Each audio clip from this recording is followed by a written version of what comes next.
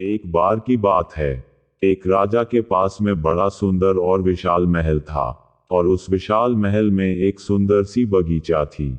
उस सुंदर सी बगीचा में एक माली था और अंगूरों की बेल थी।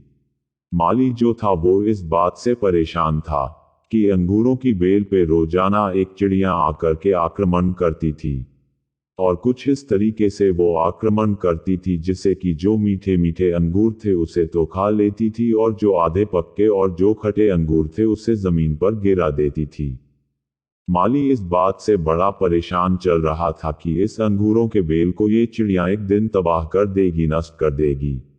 उसने बहुत कोशिश की लेकिन उसको कोई उपाय मिला नहीं। तो वो राजा के पास पहुंचा और कहा, मालिक हुकुम, आप ही कुछ कीजिए, मुझसे कुछ हो नहीं पा रहा है।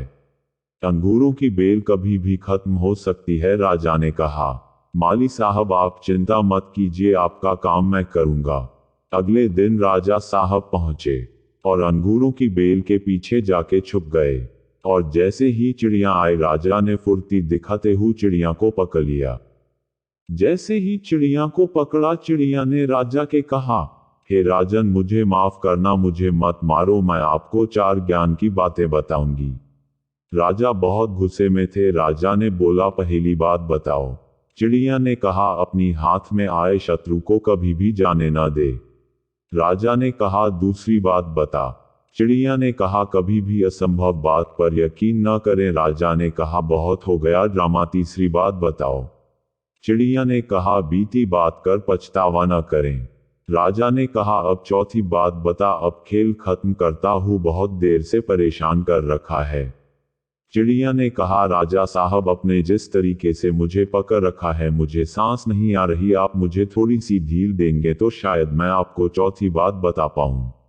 राजा ने हल्की सी ढील दी और चिड़िया उठकर के डाल पे बैठ गई। चिड़िया ने कहा, मेरे पेट में 2 हीरे हैं। ये सुन करके राजा पश्चाताप करने लगा, उदास हो गया।